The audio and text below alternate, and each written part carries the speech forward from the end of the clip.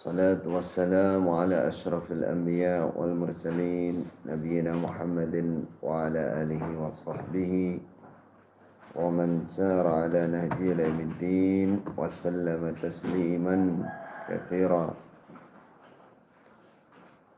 إخوتي وأخواتي في الله طلاب العلم, saudaraku yang dimuliakan oleh Allah, para pencari ilmu, razaqanallahu wa iyyakum al-ilma an-nafi' wal 'amal as-salih wad da'wati ila Allah ma'al ikhlas. Semoga Allah memberikan kita semua ilmu yang bermanfaat dan amal yang baik serta berdakwah di jalan Allah dengan ikhlas. Amin ya rabbal alamin. Kita akan melanjutkan materi kajian jarak jauh untuk Jawa Timur dan sekitarnya, yaitu panduan menghafalkan Al-Quran. Dengan panduan ini dimaksudkan kita tidak hanya sekedar hafal, menghafal atau hafal Al-Quran, tapi kita memiliki pertama keyakinan yang kuat di dalam hati bahwa menghafal atau hafal Al-Quran itu adalah keutamaan yang pantas atau seharusnya dikejar oleh para pencari ilmu, karena keutamaan yang sangat luar biasa yang diberikan oleh Allah untuk para penghafal atau orang-orang yang hafal Al-Quran atau ahli Al-Quran. Itu yang pertama. Beberapa pertemuan ini kita masih membahas keutamaan. Dimaksudkan apa? Supaya kita hafal, ingat, yakin bahwa pilihan kita tidak salah. Pilihan untuk hidup kita di dunia sampai besok di alam kubur, sampai besok di hadapan Allah dengan menjadi ahli Quran, itu adalah pilihan yang tidak salah. Itu pilihan yang benar. Itu pilihan yang menguntungkan, membawa kabejan as-sa'adah fid darain, keberuntungan di dua rumah, yaitu dunia dan akhirat. Supaya kita memiliki keyakinan yang kokoh, yang kuat. Yang kedua, supaya kita memiliki sifat, kebiasaan, akhlak, budi pekerti sebagai ahli Al-Quran. Nanti setelah kefadalan ini kita akan diberikan juga tentang bagaimana seharusnya kesehariannya orang yang menghafal Al-Quran, orang yang hafal Al-Quran. Baru setelah itu kita akan diajarkan teori tata cara menghafal. Kenapa demikian, saudara? Karena banyak orang yang hafal Al-Quran, wal'iyadzubillah, namun dia tidak memiliki sifat akhlak, budi pekerti sebagaimana yang ada di dalam Al-Quran. Nah, ini dia yang sangat penting untuk kita pelajari, untuk kita ketahui, untuk kita pahami. Karena proses menjadi ahli Quran itu berjenjang. Tidak semudah membalik tangan. Perlu belajar, usaha, sehingga Allah memudahkan. Kalau hanya sekedar membaca, menghafal, mungkin semua orang bisa. Tapi memiliki akhlak Al-Quran, itu perlu waktu. ketika Sayyidah Aisyah ditanya oleh Rasulullah, oleh para sahabat, terutama para tabi'in, menanyakan tentang budi pekerti Rasulullah. Bagaimana akhlaknya, bagaimana sifat Rasulullah. Apa jawaban Sayyidah Aisyah? Kana khuluquhul Qur'an. Akhlaknya Nabi, budi pekertinya Nabi, sifat-sifatnya Nabi, ya Al-Quran itu. Artinya yang tertera, yang tertulis di dalam Al-Quran. Bagaimana sifat-sifat orang iman, sifat-sifat ahli Quran yang tertera, yang tertulis dalam Al-Quran, ya itulah sifat Nabi. Inilah yang dimaksud dari panduan menghafal ini. Diharapkan kita semua bisa mendalami, hafal, paham, mengerti, kemudian berusaha menjadikan dirinya orang yang berakhlak Al-Quran, orang yang berbudi pekerti Al-Quran. Semoga Allah memudahkan kita semua dalam niat baik kita untuk kelangsungan hidup kita dunia sampai akhirat. Baik. Sampai halaman berapa? 40? 44. Baik. Berarti keutamaan nomor 21. Baik. Bismillahirrahmanirrahim. Keutamaan ke-21.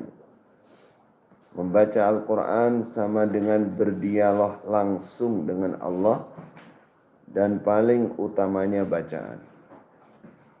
Dalam sebuah riwayat dalam Dailami dari Anas bin Malik, "Idza ahabba ahadukum ayyuhaddisa rabbahu falyaqra'il Qur'an." Idza ahabba, ketika senang, ahadukum, seseorang di antara kalian senang, ayyuhibba, ayyuhadditha, bercerita, berdialog, berbincang, rabbahu, dengan Rabbnya,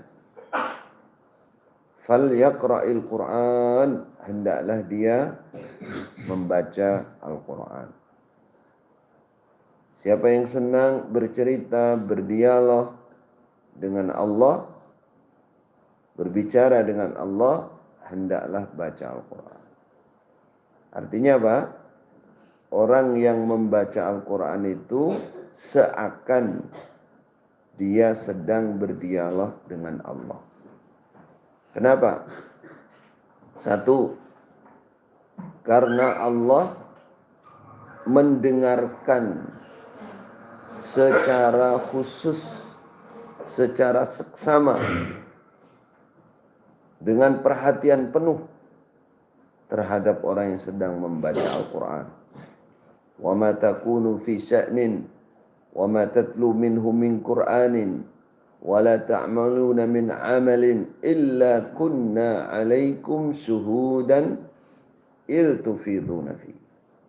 Dalam ayat ini, orang yang sedang baca Al-Quran disebut secara khusus oleh Allah. Wa ma takunu fi sya'nin, kamu tidak berada dalam sebuah tingkah laku. Wa ma tatlu minhu min Qur'anin, dan kamu tidak membaca Al-Quran. Wa ta'maluna min amalin, kamu sedang beramal. Tidaklah kamu sedang, illa kunna alaikum syuhuda, kecuali aku, kata Allah, menyaksikan langsung kalian. Di sini disebutkan 3. Kelakuan, baca Quran, kemudian amal. Perbuatan apa saja, kemudian baca Quran, kemudian amal ibadah apa saja. Al-Quran disebutkan secara khusus menunjukkan bahwa Allah mendengarkan secara khusus bacaan Al-Quran. Makanya orang yang baca Al-Quran itu seakan dia berdialog dengan Allah, karena didengarkan langsung oleh Allah. Dalam riwayat yang lalu kita pernah mendengar, kalau ingat, Allah mendengarkan bacaan Al-Quran lebih daripada seorang juragan yang senang mendengarkan lagu-lagu. Dia punya budak penyanyi, dia terus dengarkan nyanyiannya budak itu, lagu-lagunya budak itu. Dengerin, kalau sekarang dengerin apa namanya, MP3, MP4, apa, 4 dan lain-lain. Dengerin lagu. Allah mendengarkan Al-Quran lebih dari itu. Lebih dari orang yang senang lagu-lagu. Itu satu. Kenapa dikatakan bacaan Quran itu dialog dengan Allah? Karena Allah mendengarkan. Jadi ketika kita baca Al-Quran baik dalam sholat, baik di luar sholat, nah, itu ada perhatian khusus dari Allah. Yang kedua, orang membaca Al-Quran itu yang paling baik, paling utama ketika dia sambil tadabbur. Afala yatadabbaruna al-Quran. Apa tadabbur itu?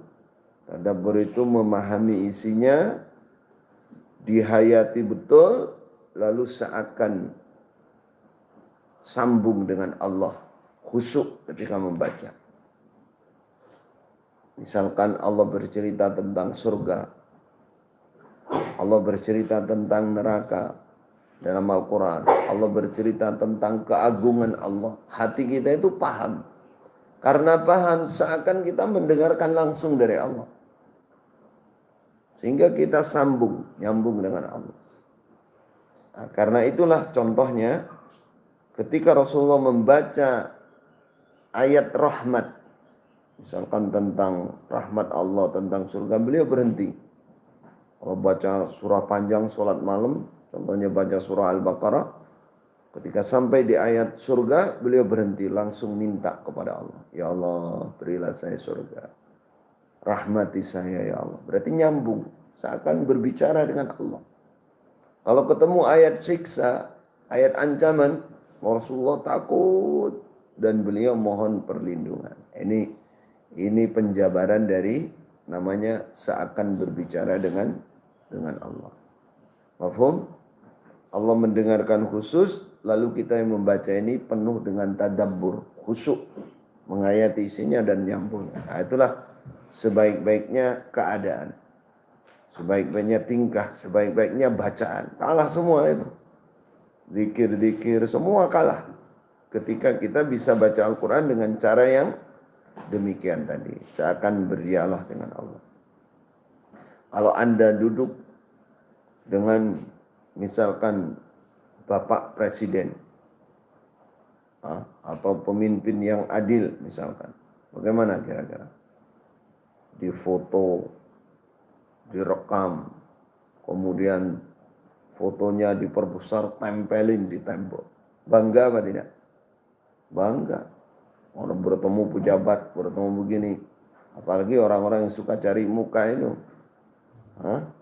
Seneng dia, bangga dia. Baru ketemu penguasa.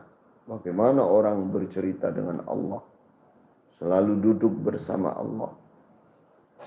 Adakah yang lebih tinggi daripada itu? Tidak ada sebenarnya.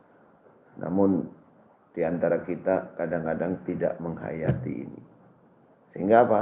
Sehingga baca Al-Quran itu ringan aja pikirannya. Remeh aja, dikira itu hal yang biasa. Padahal orang baca Al-Quran kondisi yang terbaik, sedang berdialog dengan Allah Subhanahu wa taala. Baik. Ke-22, orang yang sibuk membaca, memahami, menghafal Al-Quran, dikabulkan keinginannya dan dicukupi oleh Allah. Ini hanya kalau baca Quran boleh sambil berdoa di tengah-tengah membaca atau setelah membaca atau menjelang membaca, karena orang yang sibuk karena Al-Quran dikabulkan oleh Allah. An Abi Sa'idin qala, Abi Sa'id qala Rasulullah sallallahu alaihi wasallam, Rasulullah berkata, yaqulur Rabbu azza wa jal, Rabb yang maha perkasa dan maha agung berfirman. Namanya hadis apa ini? Hadis Qudsi. Man syaghalahul Qur'anu, siapa yang menyibukkan padanya Apa Al-Qur'anu Qur'an, siapa yang disibukkan oleh Qur'an, artinya baca terus, tadabbur terus. An dzikri, jauh dari zikir kepadaku. Wa mas'alati, dan minta kepadaku. Saking sibuknya menghafal, membaca Al-Quran sampai tidak ada waktu untuk menyebut nama-nama Allah. Tidak ada waktu untuk memohon, meminta kepada Allah. Lupa sama. Saking Al-Quran terus. Bagaimana keutamaannya orang ini? A'taituhu, maka aku memberi pada dia. Afdalama, lebih utamanya apa saja. U'ti, yang aku berikan, yang akan aku berikan. As-sa'ili, kepada orang-orang yang minta kepada Allah. Paham? Ada dua orang misalkan. Yang ini satu ini duduk sibuk baca Quran. Berjam-jam murojaah, menghafal. Yang sebelahnya angkat tangan terus. Ya Allah, ya Allah. Lebih cepat mana? Lebih utama mana? Lebih utama yang baca Quran. Ini dalilnya. Siapa yang sibuk baca Al-Quran? Kenapa? Orang sibuk baca Al-Quran itu ya karena tadi seakan dia berbicara dengan Allah. Ya. Yang sebelahnya minta tok. Maka menurut riwayat ini, kata Allah, yang sibuk karena Al-Quran, saya kasih lebih utama daripada yang saya akan kasihkan kepada orang yang minta. Nah, ini. Makanya Al-Quran itu hebat. Apalagi baca Quran sibuk lalu berdoa. Umpama dia sampai lupa tidak berdoa, oleh Allah sudah dikasih. Kasih yang dia inginkan atau Allah memberkahi hidupnya dicukupi oleh Allah sudah. Sampai lebih utama daripada orang yang selalu minta. Kalah itu. Wa fadlu kalamillah ala sairil kalam, keutamaan kalamnya Allah Al-Quran ala sairil kalam, mengalahkan semua kalam. Kalam siapa saja? Kalam malaikat, kalam para rasul, kalam para pemimpin, kalam para tokoh. Di mana keutamaannya? Kafadlillah ala khalqih, sebagaimana keutamaan Allah mengalahkan semua makhluknya. Gimana perbandingan Allah dengan makhluk? Nggak bisa diperbandingkan. Allah jauh. Allah itu pencipta, Allah itu yang berkuasa segalanya. Itu gambaran kalamnya Allah dengan kalam yang lain, ibarat Allah dengan makhluk. Jauh, gak bisa diperbandingkan. Makanya banggalah, senanglah kita yang oleh Allah diberikan kesempatan, kemampuan untuk menghafal kalamnya Allah. Itu keutamaan yang luar biasa.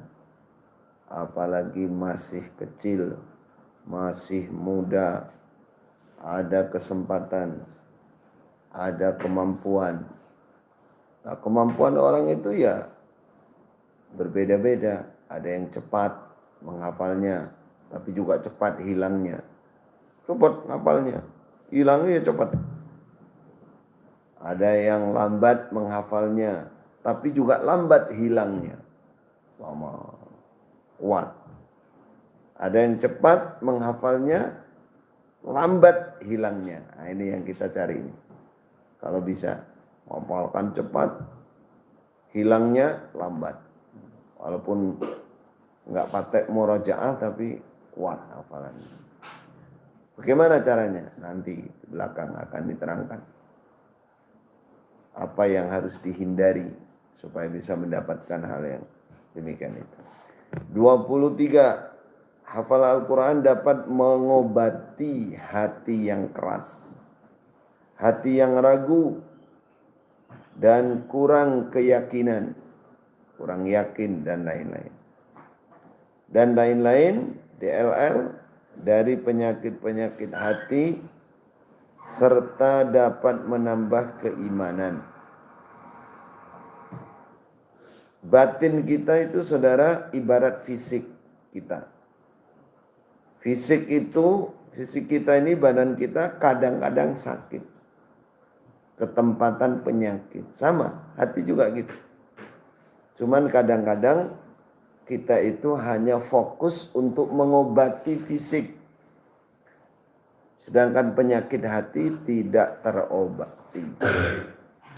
Kalau penyakit fisik, dokternya siapa? Yang menyembuhkan siapa? Yang bisa menyembuhkan, dokter atau tabib yang berusaha, punya pengalaman untuk menyembuhkan dengan obat-obatan, dengan cara. Kalau penyakit hati, siapa tabibnya? Siapa dokternya? Pertama, alim, ulama, ustadz, orang yang punya banyak mengerti tentang hati. Nah, kalau mau jalan pintas, Al-Quran. Baca Al-Quran, dalami Al-Quran, maka Al-Quran itu menjadi obat hati, penambah keimanan. Baik. Karena orang yang hafal Al-Quran akan mendapatkan bimbingan langsung dari dalam hatinya sendiri. Ada orang hafal Quran, Al-Quran ada dalam hatinya. Dia paham maknanya, dia ngerti. Sekali dia murajaah, sekali dia hafal langsung. Bimbingan itu datang dari Al-Quran yang dia hafalkan itu. Karena Al-Quran sudah ada di dalamnya. Maksudnya di dalam hati.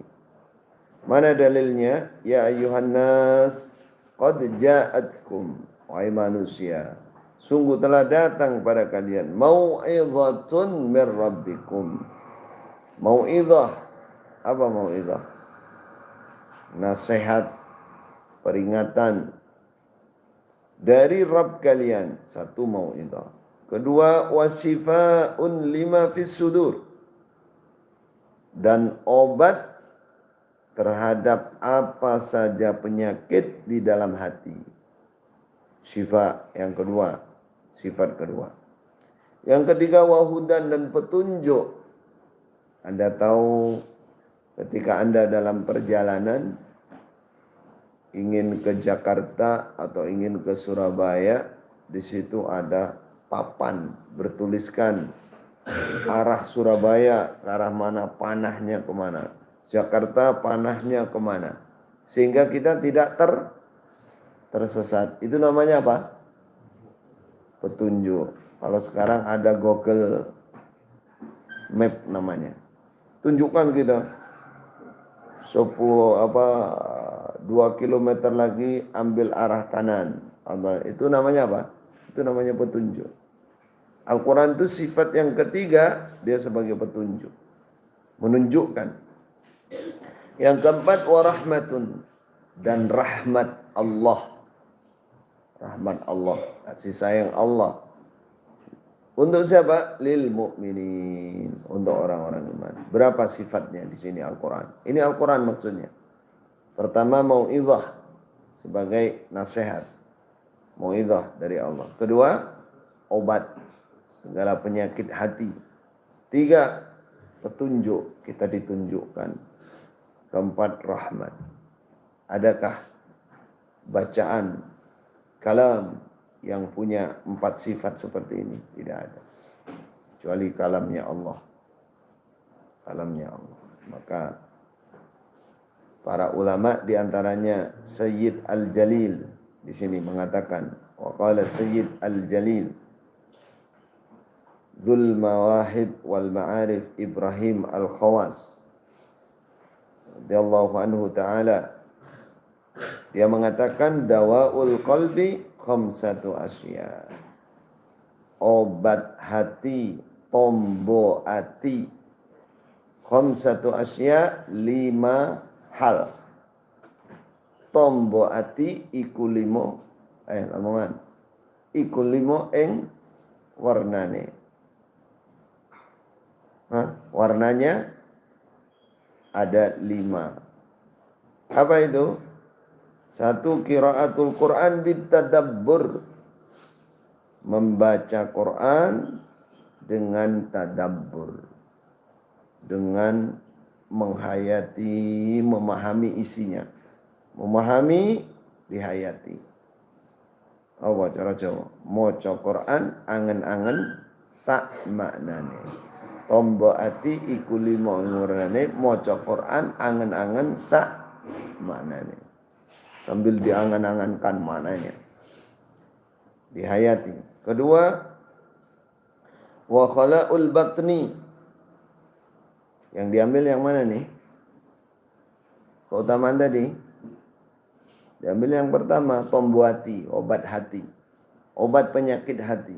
Baca Quran sambil dihayati maknanya. Ya ayyuhalladzina amanu. Kalau sudah ada panggilan begitu, hati nyambung. Iya ya Allah. Bala ya Rabb. Iya ya Allah. Ada apa? Uzkurullaha dzikran katsira. Zikirlah kalian. Ingatlah kalian kepada Allah dengan ingat yang banyak. Lalu ingat. Iya ya Allah. Wasabbihuhu bukrata wa asila. Bertasbihlah, salatlah sunnah pada Allah di waktu pagi dan sore. Pagi-pagi salat sunnah, ingat sama Allah. Nah, itu namanya tadabbur. Yang kedua, wa khala'ul batni.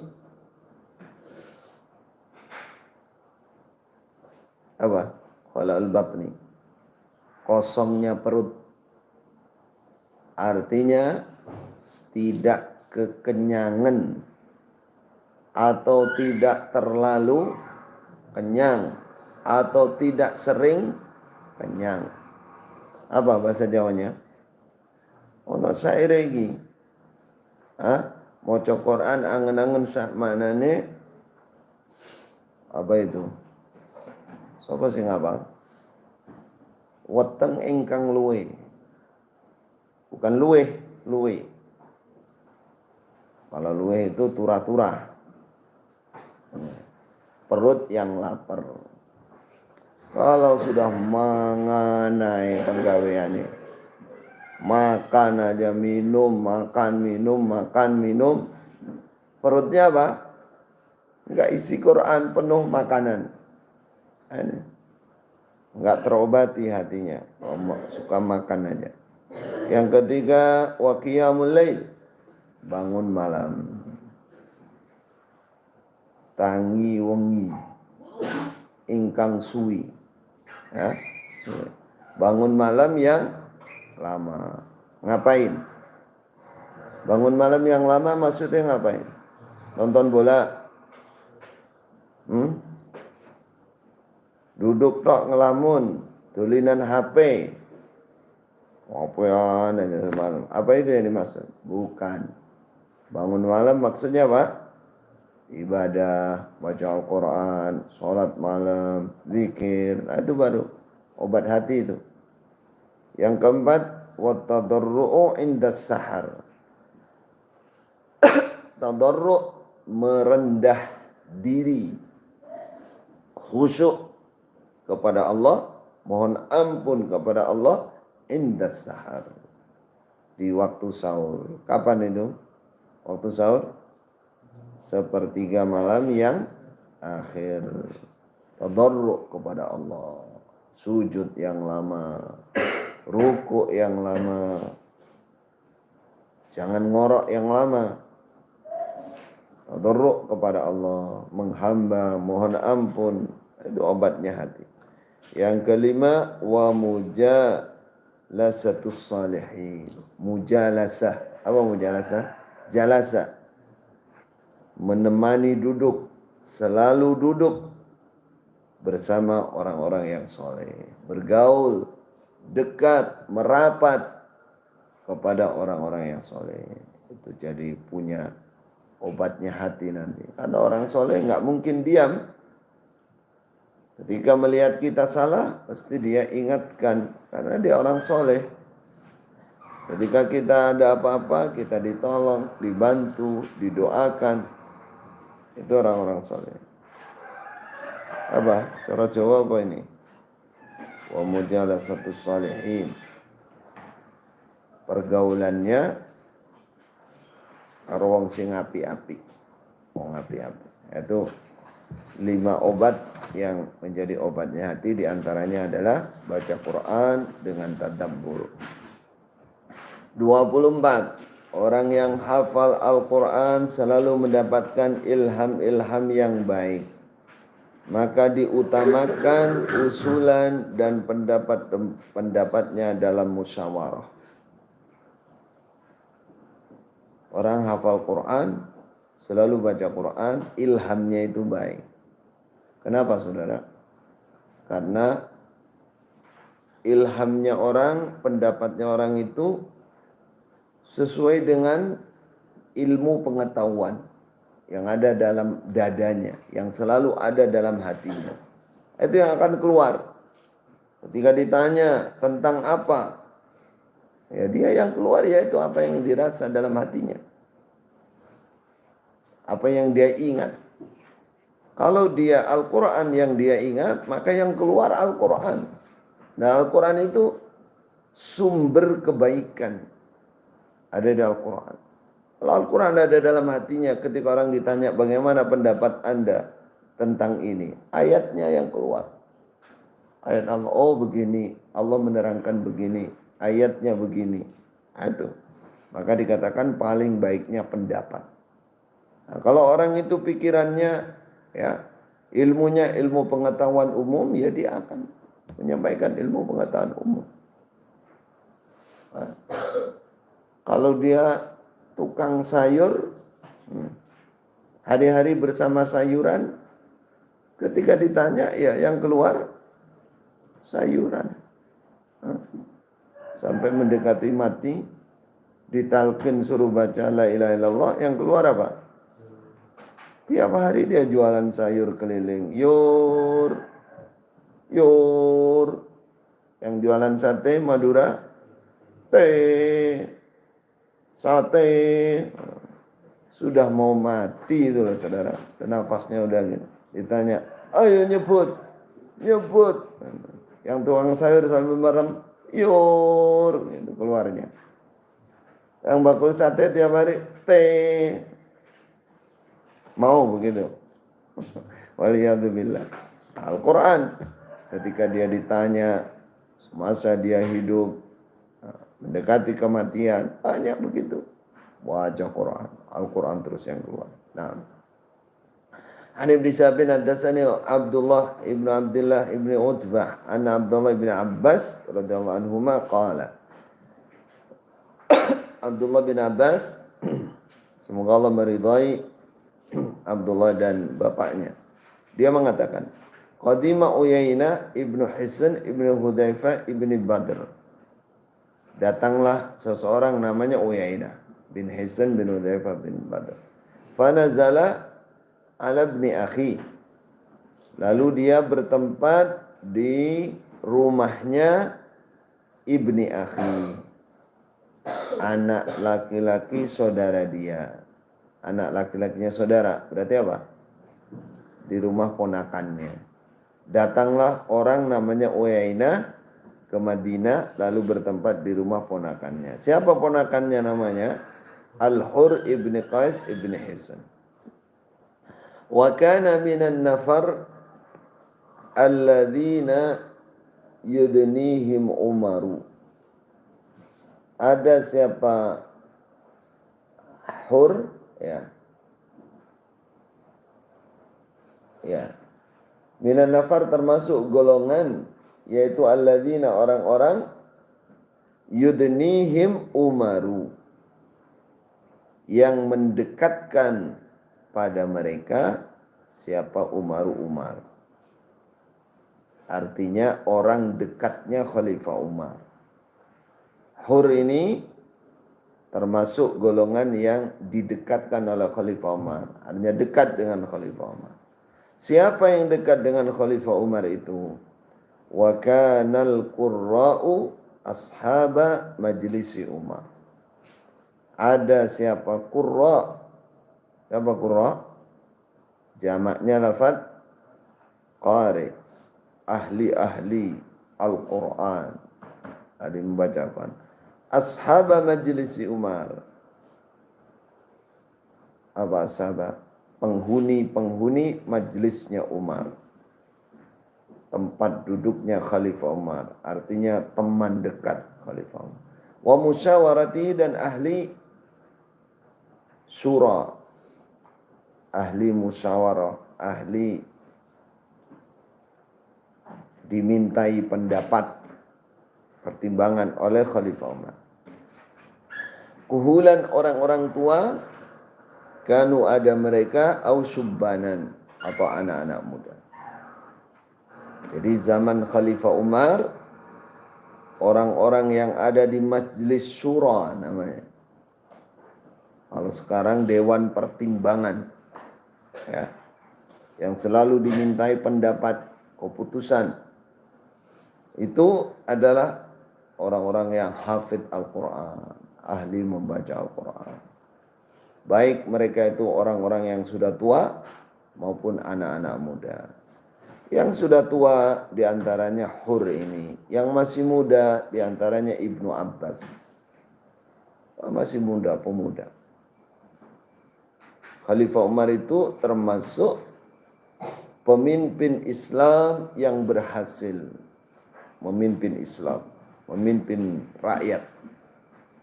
Seorang penguasa yang sangat adil, sangat luar biasa. Apa rahasianya? Ini. Salah satu rahasianya ini. Karena dekat dengan ahli Al-Quran. Berarti orang yang ahli Al-Quran itu ilhamnya. Pendapat-pendapatnya itu sangat diperlukan oleh Khalifah Umar. Sangat diperlukan oleh para pemimpin. Agar mereka tidak salah. Agar mereka dimudahkan di dalam menjadi pemimpin. Inilah salah satu keutamanya. 25. Orang-orang yang sering baca Al-Quran mendapatkan jaminan keberhasilan dan tambahan keutamaan khusus dari Allah. Jaminan berhasil dan ada keutamaan khusus. Mana dalilnya? Surah Fatir ayat 29, 30. Qala ta'ala innal ladzina yatluna kitab Allah.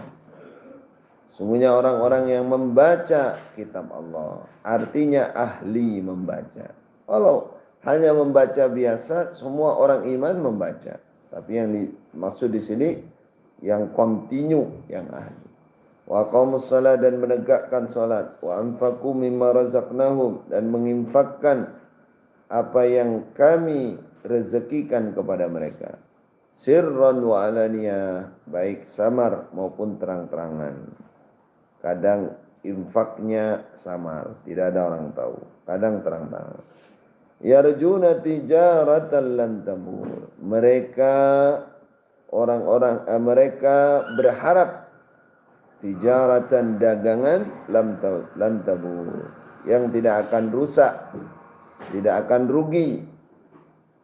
Itulah mereka yang berharap dagangan yang tidak pernah rugi. Apa dagangan yang enggak pernah rugi? Siapa bisa menjawab? Akhir surah As-Saff. Hal adullukum ala tijaratin tunjikum min adzabin alim. Sebuah perbuatan, dagangan, bisnis yang menyelamatkan kalian dari api neraka. Di samping itu liyafiyum ujurahum, supaya Allah menyempurnakan balasan kepada mereka. Supaya Allah menyempurnakan untuk mereka ujurahum, pahala-pahala mereka. Wa yazidahum min fadlih, dan supaya Allah menambahi mereka min fadlihi, keutamaan Allah. Pahalanya dibalaskan dengan sempurna lalu ditambahi lagi. Apa ditambahkannya? Allahu a'lam. Nanti besok di hadapan Allah. Innahu ghafurun syakur. Sesungguhnya Allah Maha Pengampun lagi mensyukuri. Kekurangan orang yang ahli membaca Al-Quran diampuni oleh Allah. Lalu perbuatannya, kesibukannya karena Al-Quran dibalas oleh Allah.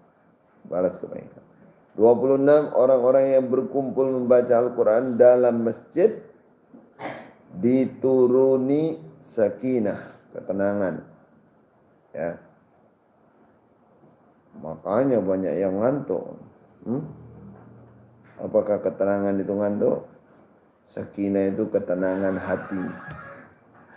Dia hidupnya itu akan stabil. Memiliki muwazanah. Ya, muwazanah itu perimbangan. Tidak gampang stres. Dia sakinah, dia tenang. Dipenuhi rahmat Allah. Didekati dan dipagari malaikat. Malaikat mendekat, memagari. Dengan sayap-sayapnya. Dan Allah menyebut nama-nama mereka kepada para malaikat di sisinya. Allah dikelilingi oleh malaikat. Lalu Allah menyebutkan nama-nama orang-orang yang baca Al-Quran di masjid halaqah. Nabi Hurairah Nabi sallallahu alaihi wasallam qala, Nabi bersabda, majtama'a qaumun fi baitin, tidaklah berkumpul suatu golongan di sebuah rumah, bangunan, min buyutillah, dari rumah-rumah Allah. Apa rumah Allah yang dimaksud? Apa saudara? Masjid. Apa yang mereka kerjakan? Yatluna kitab Allah. Mereka membaca kitab Allah. Wa yatadarasunahu. Dan mereka saling belajar, saling mendres, tadarus Al-Quran di antara mereka, bainahum di antara mereka. Tidaklah ada yang demikian itu illa kecuali nazalat alaihim as-sakinah, kecuali pasti turun kepada mereka as-sakinah, ketenangan.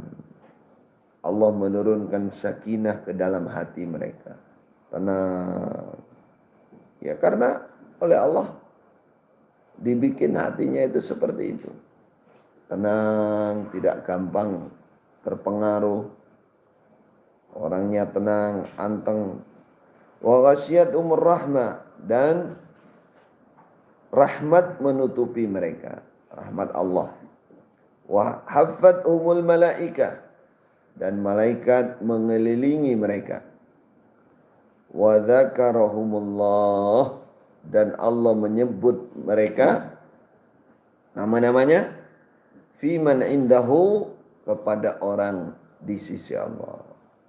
Siapa orang di sisi Allah? Malaikat. Masya Allah. Coba kalau nama kita dibicarakan oleh seorang raja bersama menteri-menterinya. Wah, itu orang baik. Wah, itu orang top. Merasa tinggi nggak kita? Iya. Wah, nama saya disebut oleh, misalkan, oleh Raja Salman, misalkan Saudi bersama menterinya. Sebentar lagi kita mau diundang untuk haji. Top apa enggak? Top. Bagaimana kalau Allah yang menyebutkan pada para malaikat? Masya Allah. Ini hadis sahih saudara. Jadikan keyakinan dalam hati kita agar kita selamat dunia dan akhirat, mendapatkan keutamaan yang luar biasa karena Al-Quran. Hadza wallahu a'lam. Sallallahu ala nabiyyina Muhammad wa ala alihi wa sahbihi ajma'in.